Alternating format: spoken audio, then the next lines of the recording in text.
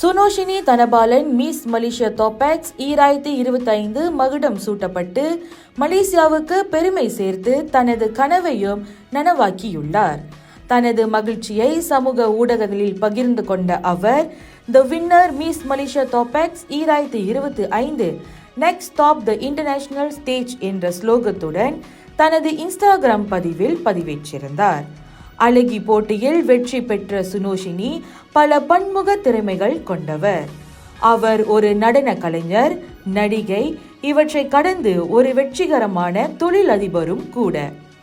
மேலும் இந்த அழகி போட்டியில் மிஸ் மலேசியா ரூபி 2025 பட்டத்தை பிரசன்னா ஸ்ரீ, மிஸ் மலேசியா சஃபாயா 2025 பட்டத்தை ஷோரா அஸ்மான் கைப்பற்றினர்.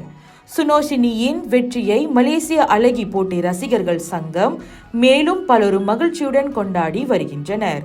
இனி மலேசியாவை அனைத்துலக அரங்கில் பிரதிநிதிக்கவிருக்கும் அவரின் அடுத்த கட்ட பயணம் அனைவரது கவனத்தையும் ஈர்த்துள்ளது.